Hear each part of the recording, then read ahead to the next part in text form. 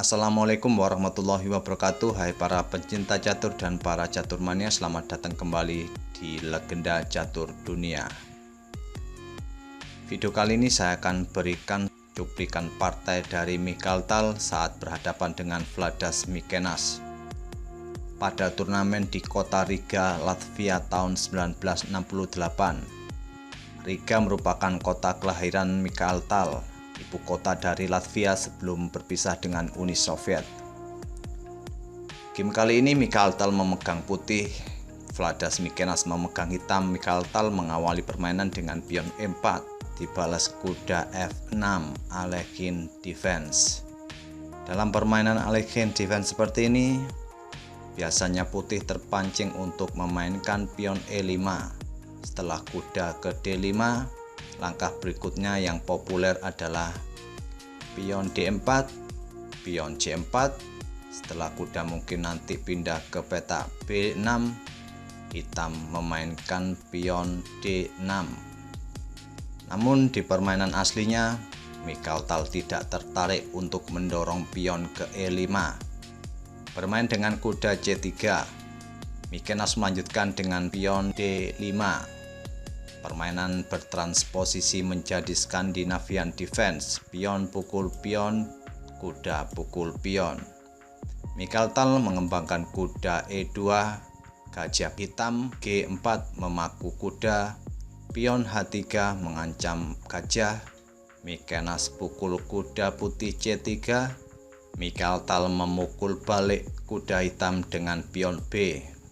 Jika memukul dengan pion D, menteri hitam akan pukul menteri putih, raja pukul menteri hitam, putih akan kehilangan kesempatan rokade dan kerugian bagi putih. Mikhail Tal pukul kuda dengan pion B. Mikenas melanjutkan dengan gajah ke F5 menghindari ancaman pion H3. Beteng putih ke B1 mengincar pion di B7. Menteri hitam ke D5 melindungi pion B7. Kuda putih ke G3 mengancam gajah. Gajah kembali mundur ke C8. Pion C4 mengancam menteri. Menteri hitam ke A5. Gajah putih B2. Hitam pion C6. Gajah C3 mengancam menteri. Menteri ke C7. Di sini menteri hitam tidak berani untuk pukul pion A2 karena pion A2 ini sangat beracun. Apabila menteri pukul pion A2, beteng putih ke A1. Menteri hitam pun akan terjebak. Tentu jebakan kecil ini tidak diladeni Mikenas melangkahkan menteri ke C7. Mikhail Tal melanjutkan gajah D3. Pion E5 membuka diagonal petak gelap bagi pengembangan gajahnya ke depan. Mikhail Tal rokade sayap raja. Pion F6 memperkuat bangunan pion pusat E5. Pion F4 menantang pion pusat E5. Tidak diladeni Mikenas lebih memilih gajah ke E6. Pion pukul pion, kuda ke D7. Mikenas membuat perangkap untuk Mikhail Tal, yaitu apabila pion pukul pion F6, menteri akan pukul kuda G3. Walaupun ada ancaman seperti itu, Mikhail Tal tidak menghiraukannya, melanjutkan pion pukul pion F6. Pengorbanan diterima oleh Mikenas, menteri pukul gajah G3. Mikhail Tal tetap melanjutkan pion pukul pion G7, menggarpu gajah serta beteng. Gajah ke C5 skak, raja ke H1, beteng menghindar ke G8. Di langkah berikutnya ini Mikhail Tal membuat langkah yang sangat penting. Kira-kira langkah seperti apa kawan-kawan yang akan dibuat Mikhail Tal di langkah berikutnya? Mikhail Tal melangkahkan menteri ke E1, mengincar gajah yang ada di E6, serta mengajak untuk bertukar menteri. Kira-kira langkah terbaik apa bagi hitam dalam posisi seperti ini? Apakah memilih untuk bertukar menteri? Jika langkah yang dipilih, beteng akan pukul menteri hitam memaku gajah. Jika raja maju ke E7 melindungi gajah, gajah putih akan ke F5. dipastikan putih akan unggul dengan kombinasi seperti ini. Dan bagaimana jika menteri ke D6 melindungi gajah E6? Gajah putih akan tetap ke F5 memberi tekanan gajah hitam E6. Jika raja maju ke E7 membackup gajah E6-nya, menteri putih akan ke petak H4 skak. Setelah raja ke E8, beteng B bergeser ke E1, kembali memberi tekanan gajah E6. Di variasi ini juga dipastikan putih akan unggul.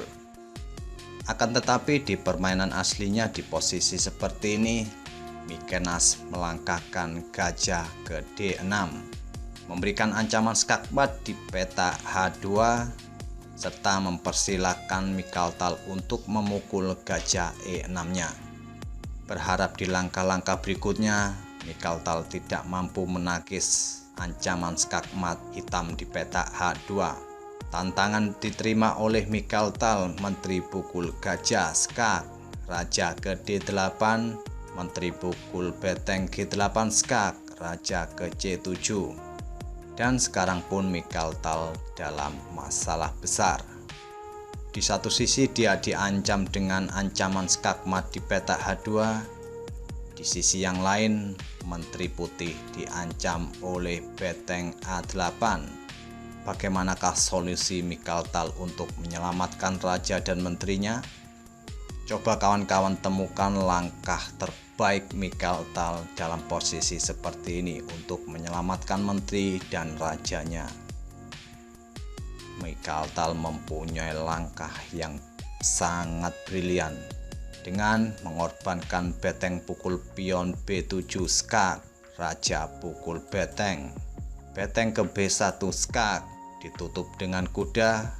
Mikhail melanjutkan dengan menteri ke F7 skak, ditutup dengan gajah. Satu solusi sudah terpecahkan.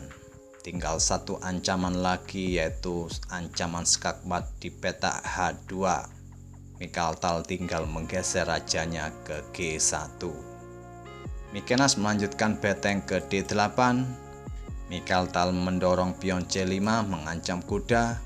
Beteng hitam pukul gajah D3, pion pukul beteng, menteri ke H2 skak, raja ke F2, menteri ke G3 skak, raja ke E2. Inilah langkah terakhir Vladas Mykonos. Tidak melanjutkan langkah berikutnya, dia menyerah di langkah ke-29 ini.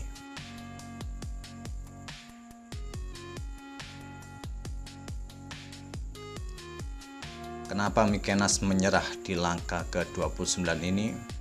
Karena dalam posisi seperti ini, hitam akan kehilangan kuda, serta di langkah berikutnya, pion putih bersiap untuk promosi entah menjadi menteri atau perwira yang lain.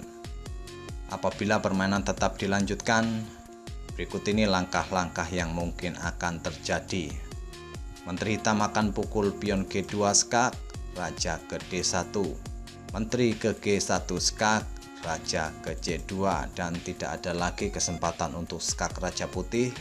Apabila menteri pukul pion C5 untuk menyelamatkan kudanya, putih akan mendorong pion untuk promosi.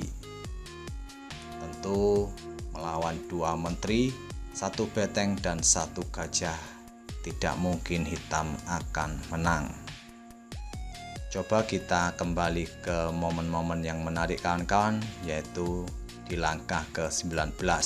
Mikhail mengajak untuk bertukar menteri. Di sini hitam sudah kalah kombinasi dan variasi.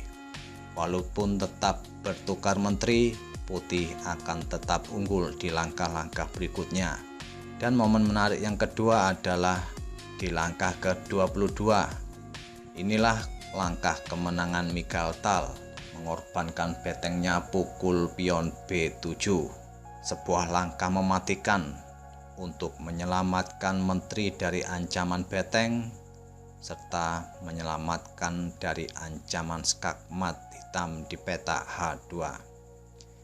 Terima kasih kawan-kawan telah menyaksikan video kali ini. Semoga jadi inspirasi kawan-kawan dalam bermain catur. Sampai bertemu di video-video berikutnya. Assalamualaikum warahmatullahi wabarakatuh.